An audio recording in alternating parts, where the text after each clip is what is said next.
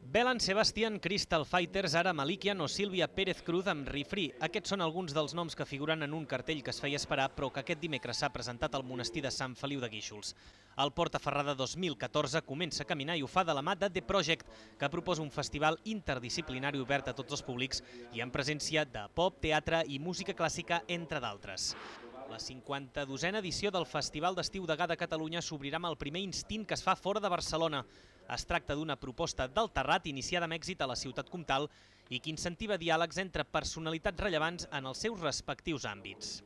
La idea és una mica com un plató de tele, una entrevista d'un personatge, com en aquest cas serà en Jordi Évole, i l'entrevistat serà en David Trueba, amb un títol que es diu, el tenim com la pel·lícula cerrando los de David Trueba, és Abriendo los ojos, una mica és Vivir con los ojos abiertos, és una mica el títol que donarem en aquest Instint que obrirà el festival. Un dels noms més destacats d'aquesta edició del Portaferrada és el de Belen Sebastian. Els escocesos arribaran a Sant Feliu de Guíxols el 26 de juliol en l'únic concert que faran aquest estiu a Catalunya.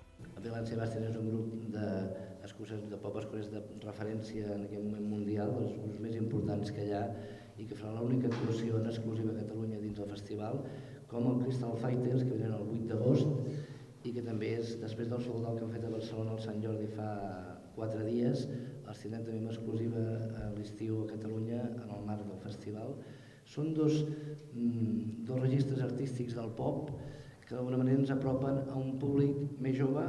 L'escenari principal del festival, l'Espai Port, s'obrirà amb el llistó a dalt de tot. Sílvia Pérez Cruz hi portarà el treball que ha fet en col·laboració amb el guitarrista Refree, l'aplaudit Granada, Macedònia, la Locomotora Negra, els Amics de les Arts o The Original Blues Brother Band són altres de les propostes que trepitjaran aquest escenari. Una de les potes marca de la casa del Portaferrada és la música clàssica, on s'inscriuen Ara Malikian, la soprano Ángeles Blancas i la violoncel·lista Natalia Goodman. També hi haurà espai per un dels instruments més emblemàtics, el piano, amb els intèrprets d'Ezzo Ernacchi i Josep Rivera.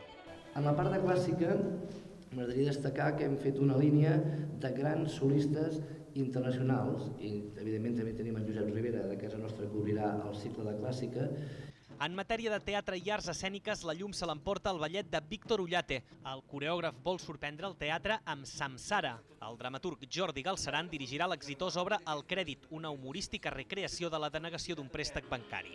Pel que fa a les propostes gratuïtes, el Portaferrada ha programat Blaumut, l'espectacle dels grups de cambra i escoles de música de Girona, i el Portaferrada Kids.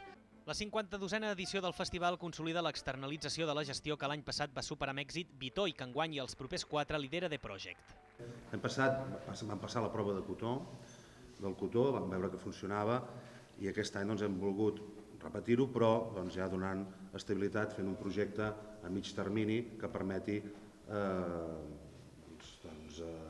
projectar moltíssimes de les necessitats que té un esdeveniment com aquest.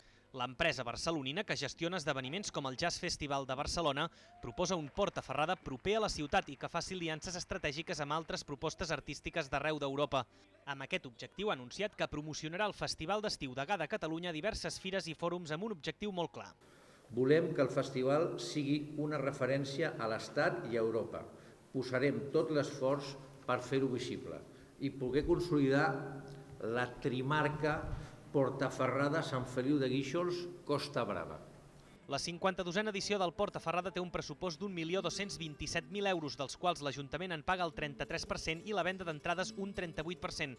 Aquestes oscil·len entre els 10 i els 50 euros. En una clocada d'ullet als veïns de la ciutat, l'organització ha anunciat que els ganxons tindran un 20% de descompte en les entrades comprades entre el 22 i el 25 de maig.